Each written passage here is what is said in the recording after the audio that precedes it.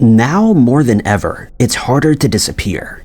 We're all so interconnected via our phones, laptops, and consoles through social media and other platforms. To truly disappear seems impossible, but there are some who fall through the cracks and are never seen or heard from again. Number 5. 33-year-old Irma Linda Angelica Alvarado was described as a selfless and caring woman. Whenever somebody needed help, Irma Linda, who went by Irma, was always there to help. In April of 2019, Irma's husband, Jose Alvarado, went on a business trip, leaving Irma alone with the children. He'd only planned to be gone for a few days, but his trip would be cut short when he received a devastating phone call. Irma was missing, and her final moments were enough to send chills down anyone's spine. Irma's selflessness and kind spirit was evident from the moment she was born on September 15, 1985. Not much is known about Irma's early life, and by the time she was 33 years old in 2019, she was living with her husband Jose in Merced, California. Jose and Irma had an extremely busy and vibrant household. The pair had 8 children together.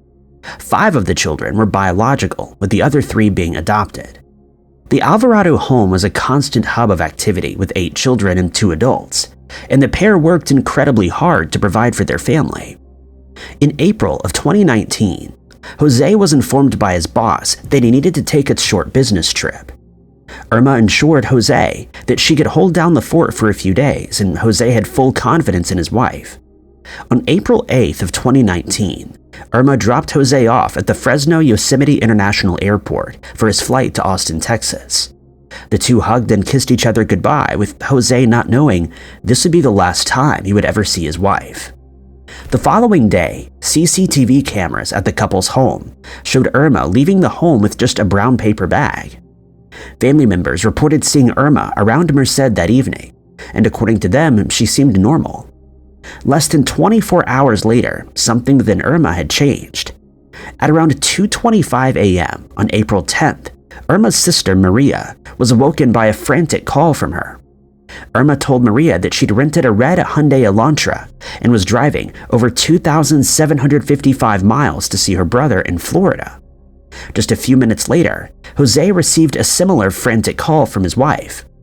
In this call, she was desperate to drive to Texas to be with him.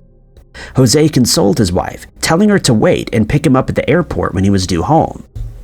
The next few hours remained unaccounted for until 9:37 a.m., when Irma made a bizarre Facebook post. This post shows her standing alone in the deserts of Blythe, California, almost 500 miles from her home in Merced. As Maria was browsing her Facebook feed that morning, she came across the alarming post from her sister and immediately began trying to call her, but the calls rang out.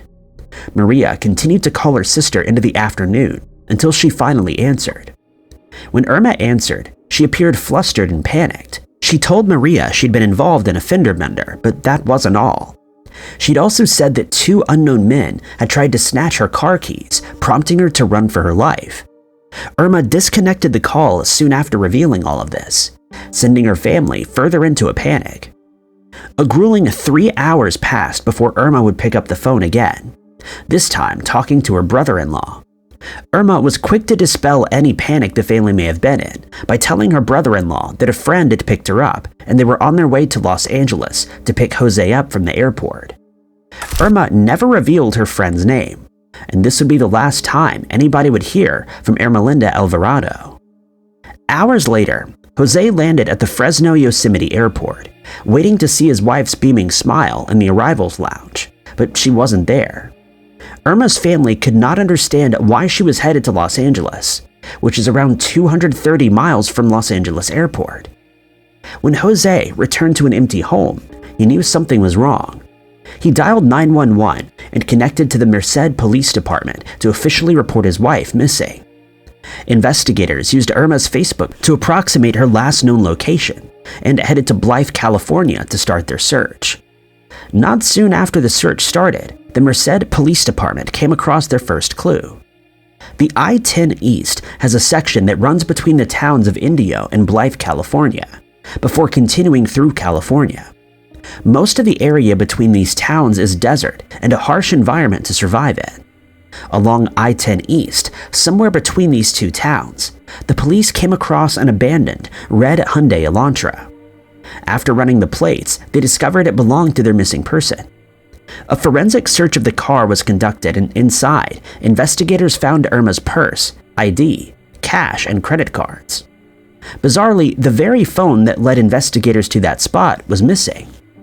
Upon hearing of Irma's disappearance, a volunteer private investigator service offered their time and services to the Merced police. Together, they were able to track the last ping made by Irma's phone. Maria, Irma's sister, told Your Central Valley that they then used Google Maps to pinpoint the exact area and began searching. What followed was a 3-mile hike in the grueling California heat up a mountain in the desert. After hiking for what felt like forever, the group stumbled upon another clue: Irma's shoes at the top of the mountain. Investigators were concerned that Irma had been snatched by those conducting illegal businesses in the area, as it was known that this sort of activity took place here, and it sits close to the border of Mexico. No evidence has ever been found to validate this conclusion. Without any evidence, the case slowly came to a standstill, but Irma's family was not about to let her case fade from the public's consciousness. Jose and Irma's sisters, Maria and Susan, spent months traveling to the area where Irma was last seen. The trio battled the stifling California heat to hand out flyers and collect information that would help the case. Unfortunately, no leads ever came from this. Investigators also learned that just weeks before Irma disappeared, her family had placed her on a 72-hour hold in a rehab center. Irma had been struggling with prescription medication, and her family was pushing her to overcome this. Despite the extensive effort that's been put into the case by the Merced Police Department and Irma's family, no sign of her has ever been found. In May of 2019, as Mother's Day approached, Irma's son, Jocelyn Diaz, gave an interview with ABC 30, telling them, quote, "My mom's never been gone this long. Knowing she's somewhere, it hurts a lot. If we had a bad day, she would ask us about it. We told her everything. She was like my best friend." To this day, Irma's family continues to advocate for her and try to bring light to her disappearance. Irma Linda Angelica Alvarado is described as a Hispanic female with brown hair, brown eyes, 5'6" and 110 pounds. Anyone with information is asked to contact the Merced Police Department at 209-385-6905, quoting case number 1921063. Number 4. 40-year-old Cassie Anne Po was known as a bright and kind woman. Throughout her life, Cassie struggled with mental health issues, but was always able to recover thanks to medical intervention and her strong support system. By 2020, Cassie was living in Greenville, South Carolina, and was beginning to get her life back on track. July 4th was fast approaching, and Cassie was looking forward to spending the weekend with her family.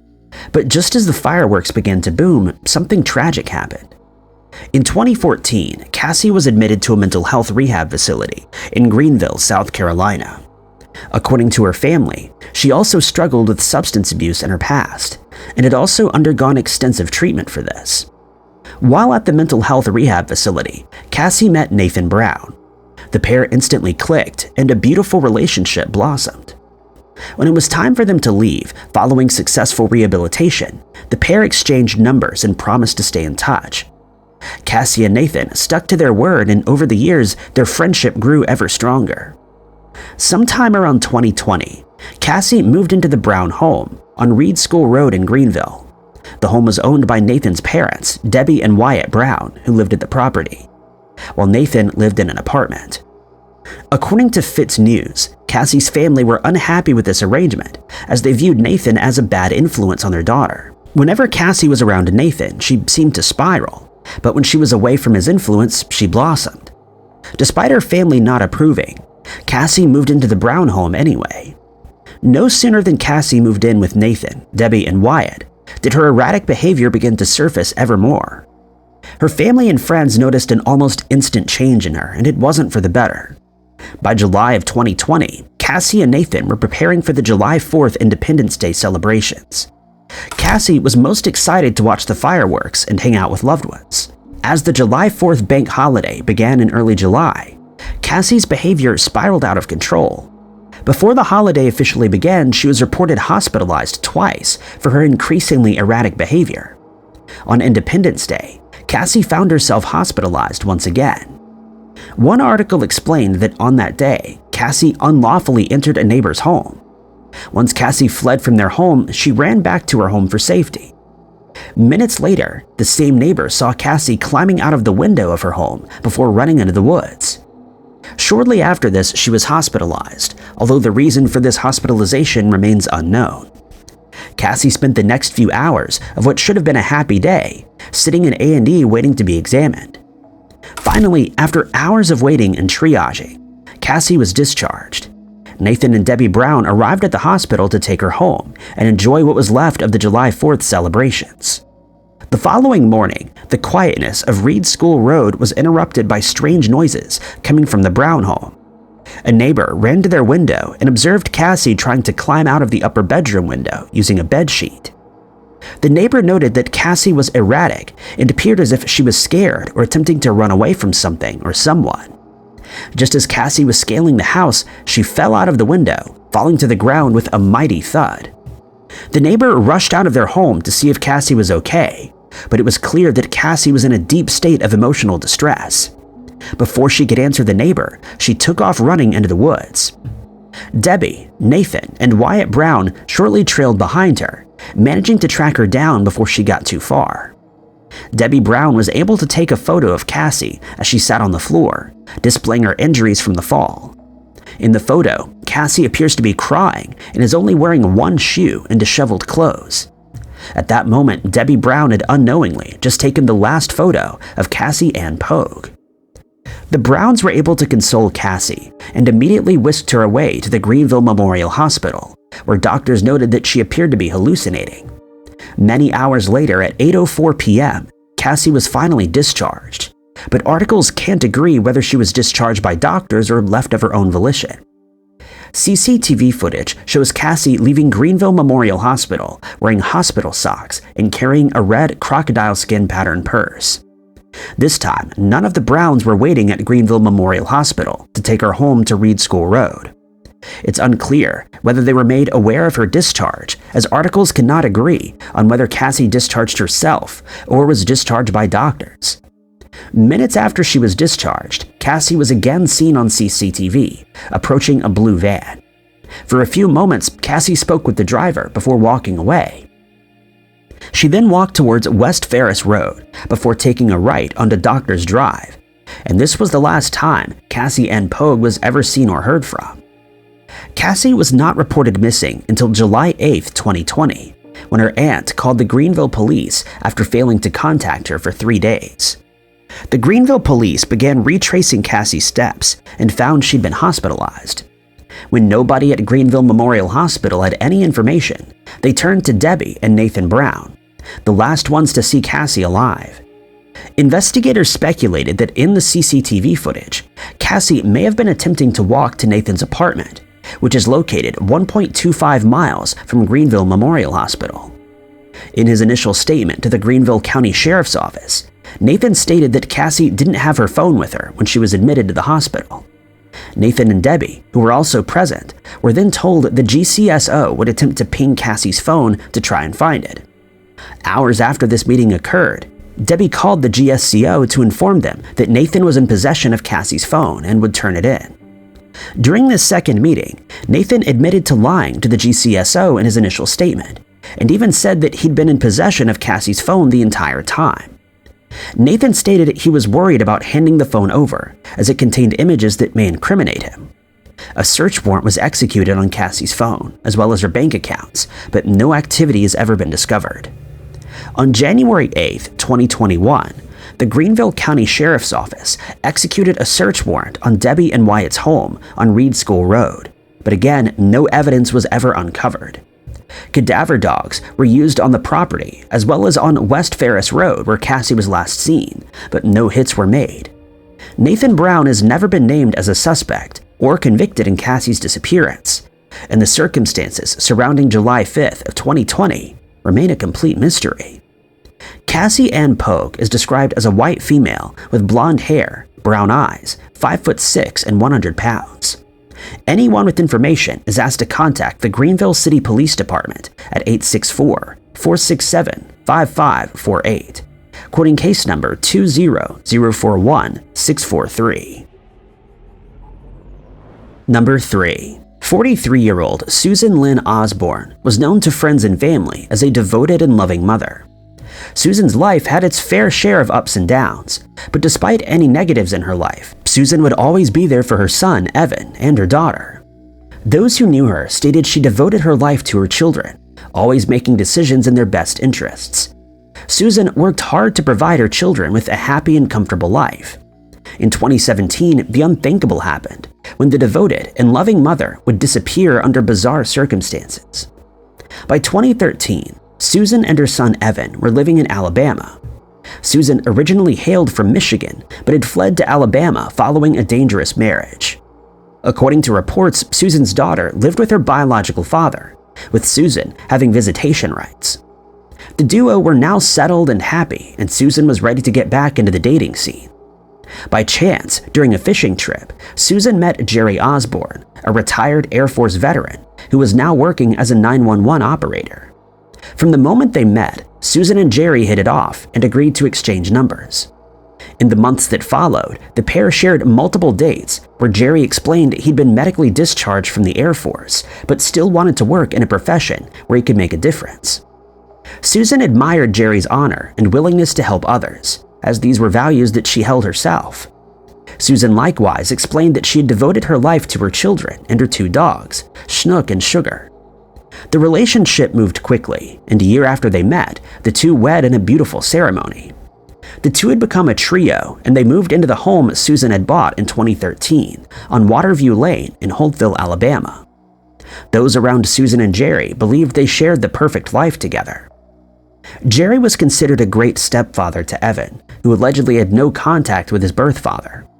The pair would go out fishing on weekends and appeared to enjoy a good relationship. For 2 years, Jerry and Susan lived in marital bliss, but in 2016, Susan discovered something shocking.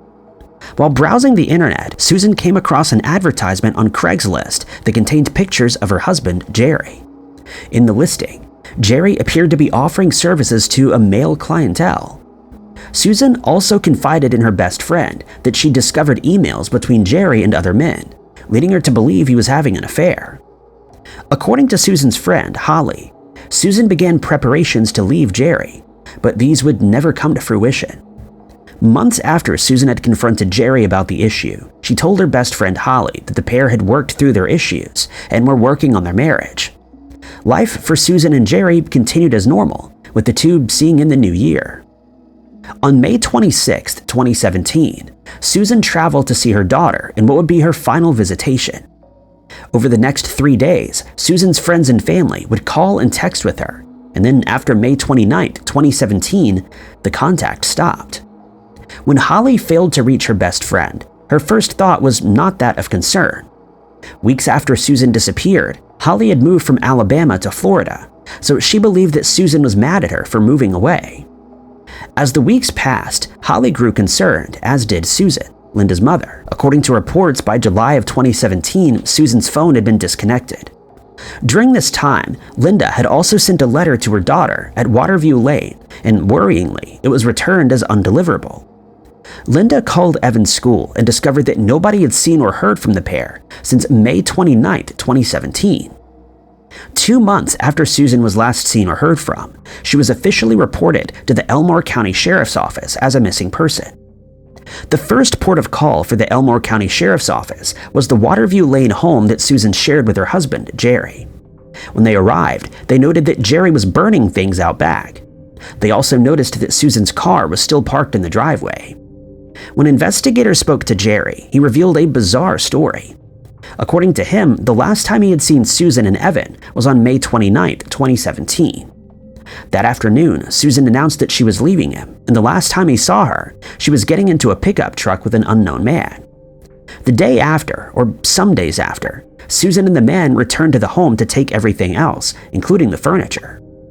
When investigators made follow-up visits with Jerry, they discovered that Jerry had begun to remodel the entire house.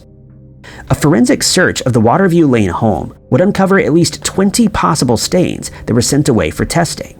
But as of this episode, it's unclear whether any DNA profiles have been uncovered. Jerry told investigators he had to remodel the home as Susan had graffitied vulgar phrases on the walls. According to those who knew Susan and Jerry, Jerry was very serious about security and had installed a complex security system with cameras covering every inch of the outside perimeter. Unfortunately, no CCTV footage or stills were recovered from May 29th, as according to Jerry, on June 1st, he'd replaced the entire system, losing any of the previous data. Jerry Osborne is considered a person of interest, but the Elmore County Sheriff's Office has been unable to uncover enough evidence to bring about a conviction. Susan Lyn Osborne is described as a white female with brown hair, 5 foot to 5'3" and 120 pounds. Anyone with information is asked to contact Lieutenant Troy Evans of the Elmore County Sheriff's Office at 334-567-5546, quoting case number 1707-00822. Number 2. Rashonda Gerald was described by her family as a loving mother and a bright young woman. In 2002, Rashonda's life changed forever when she discovered she was pregnant with her first child. From that moment, Rashonda became committed to her family and worked exceedingly hard to provide her children with a happy and comfortable life. Unfortunately, at just 32 years old, Rashonda would disappear under harrowing circumstances. By 2017, Rashonda had added 2 more to her brood and was living with her parents at the 1500 block of Kennan Avenue in Norfolk, Virginia. Rashonda was known as hardworking and determined, as she worked hard to provide for her 3 children. Her cousin, LaToya Willoughby, also described her as a Facebook junkie, with her page being updated several times a day.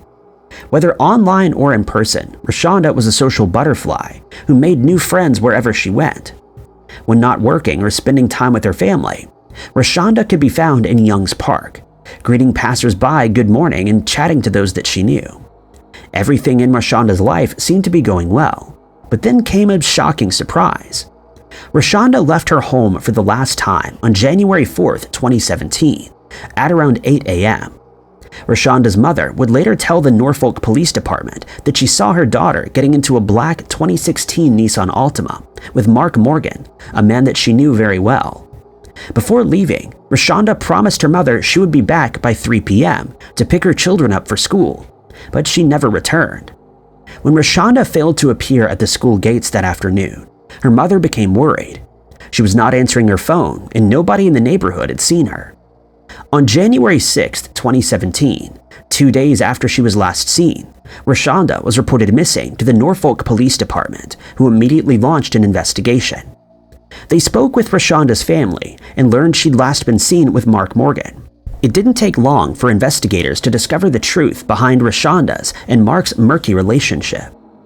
In 2015, Rashonda became engaged to Mark, which delighted her, but there was one problem. Mark was already married. Rashonda tried to make the relationship work, asking Mark to leave his wife for her. As the relationship dragged on, it became apparent to Rashonda that Mark wasn't going to leave his wife, so she broke off the engagement. While their engagement had broken off, the two were still in contact. Between December 20th of 2016 and January 30th of 2017, the pair had called each other upwards of 45 times. Investigators were keen to speak with Mark, who gave them an interesting version of events. According to Mark, after picking Rashonda up at 8 a.m., he drove her and his wife's black Nissan Altima to the Norfolk Utilities Department to pay Rashonda's water bill. Once this was done, he drove the pair through a tunnel to Portsmouth, where they visited a car wash and engaged in, quote, romantic activities. Mark claimed the pair only spent around 3 hours together, after which Mark dropped Rashonda off at the intersection of Lincoln Street and Olney Road, 4.5 miles from her home on Kennan Avenue. After dropping Rashonda off, Mark spent the evening at the Fairfield Inn in Chesapeake, Virginia with his wife. But there was one problem with his version of events. The records didn't line up. The Norfolk Police Department obtained records from the Elizabeth River Tunnel, the Downtown, Midtown Tunnels, and South Norfolk Jordan Bridge, and discovered the Nissan Altima had not passed through any of these. Phone records also revealed that at 10:49 a.m., Rashonda's phone pinged near Mark's home in Chesapeake, where the ping remained for 12 hours. After which, her phone pinged near the Fairfield Inn, where Mark claimed to have spent the evening with his wife. A search of the black Nissan Altima, which belonged to Mark's wife, showed up a troubling piece of evidence. In the back, investigators found a hatchet flowing with dark red stains wrapped in a plastic bag. At the scene, investigators used Blue Star, a chemical agent that reacts to hemoglobin and turns blue. When the hatchet was sprayed, it instantly began glowing blue, along with a car mat that was also found in the back of the car. The Norfolk Police Department also discovered that the weapon had been purchased from the George Washington Highway's Medge's Hardware store on January 7th, a day after Rashonda had been reported missing. 2 weeks after Rashonda disappeared, Mark Morgan checked himself into rehab in Florida. As of 2024, no arrests have been made in Rashonda's case, and investigators are still desperately looking to uncover what happened to her. Rashonda Gerald is described as an African-American female with black hair, brown eyes, 5'1" to 5'8", and 110 to 140 pounds. Anyone with information is asked to contact the Norfolk Police Department at 757-664-3277. Quoting case number 170106 000061. Number 1. 31-year-old Robert Gallagher was known as a vibrant and energetic person to his friends and family. Robert was the type to seek adventure wherever he went, but he always had an affinity for the ocean. His outdoorsy lifestyle led him to Hawaii, where he could swim in the ocean every single day. But in 2020, something inside Robert changed. What would follow would be one of the strangest sequences of events the Honolulu Police Department has ever encountered. Born in 1989, Robert Robbie Gallagher was surrounded by love and positivity from his family. Not much is known about his early life though, but we do know that Robbie grew up in San Diego, California, with plenty of access to the ocean and beach. When he was 18, he was accepted into the University of San Diego, where he would obtain his degree in philosophy and business. Soon after graduating, Robbie left his parents and brother Brian behind and moved to Oahu, Hawaii. He flourished in his new environment, soaking up the sun and enjoying the white sandy beaches. Every evening after work and every weekend, Robbie headed down to the beach to surf, longboard, and swim. His brother described him as an excellent swimmer and a man who had an affinity for the water. In Oahu, Robbie had also found himself a comfortable job with the same company his brother worked for back on mainland in Colorado. In 2016, tragedy struck the family when the patriarch, Robbie's father, passed away suddenly. Robbie immediately packed up his bags and headed back to California to be with his mother. He stayed at his mother's side, consoling her and taking over the role of running the home. Brian too joined the fold, and for the first time in a while, the family was back together. Once Robbie's mother had become settled, he announced that he was moving back to Oahu. While he loved being in San Diego with his family, he was itching to get back to Hawaii. Robbie picked up where he left off in Hawaii and got back to what he loved the most, surfing. At the beginning of 2020, Robbie's family slowly began to notice a change in him. A once happy and outgoing man had been replaced by someone sullen and somewhat depressed. The current state of the world certainly played its role in Robbie's decline, as he felt trapped in his home and was unable to get out into the ocean to surf for periods at a time. Some months, restrictions would ease up, but they would quickly close again when new advice came from the government. By September of 2020, it was clear to Robbie's family that he was deeply struggling with the new state of the world, but he refused their options for help. At one point, his mother even offered to fly him back to San Diego, where they could be together and get him treatment. Each time, and with each offer, Robbie would turn them down, saying the ocean was his therapy. Knowing they were unable to force him, his family reminded him that they were there for him and kept their eye on him during this difficult time. September slowly morphed into October, and there was no sign of the restrictions being lifted. Brian, Robbie's brother, told NBC News that the pair spoke several times a week, both during work and personal calls. On October 31st, 2020, Robbie's mother called him to check in on him. The two spoke at length, with Robbie expressing his desire to get back out onto the water. The pair closed out the call with "I love you," not knowing it would be the last time they would ever speak to each other. Over the coming days, Robbie's mother and brother would frantically try to call him, but each time their calls went unanswered. As the days passed, they became concerned as it was out of character for Robbie to ignore their calls. On November 9th, 2020, Robbie's mother arrived on the island of Oahu and immediately set about searching for her son. She visited the Honolulu Police Department to report him missing, and over the course of the next few hours, they would both discover Robbie's bizarre last movements.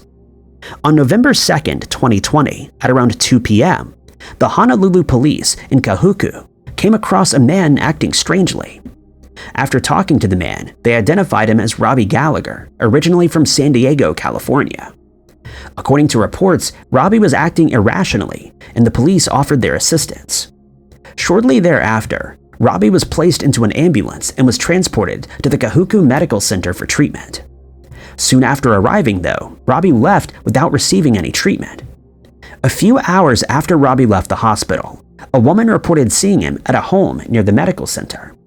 According to the woman, Robbie was acting erratically and was trying to open the door to a random home. When she shouted to him to ask what he was doing, he dropped his body surfing fins and left the area. This was confirmed to be the final sighting of Robbie. So where did he go after this?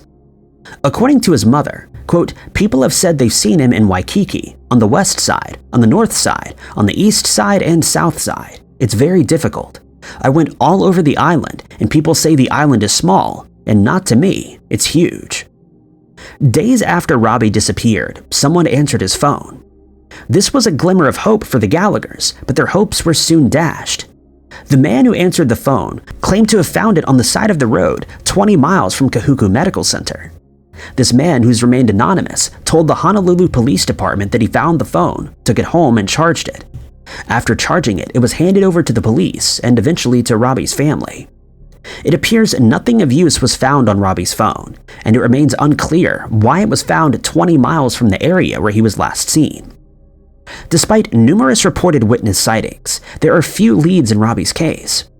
Few other witnesses have come forward, and nobody seems to know what happened to Robbie. Robbie's mother later confirmed to the Honolulu Police Department that his passport was still at her home in San Diego, California. Robert Gallagher is described as a white male with blonde hair, blue eyes, 6 foot and 155 to 175 pounds. Robert suffers from an unspecified condition which requires daily medication. At the time of his disappearance, he may have grown out his hair and may have grown a beard. He also has a shingles scar on his forehead. He was last seen wearing a t-shirt, board shorts, and sandals. Anyone with information is asked to contact Reed Tagomori of the Honolulu Police Department at 808-529-3111, quoting case number 20622-776. Thank you guys so much for watching. If you liked this video, be sure to hit that like button. Also, don't forget to subscribe and click that notification bell to keep up to date with all of our future uploads. But my name is Ty Knotts, and I'll catch you guys in the next video.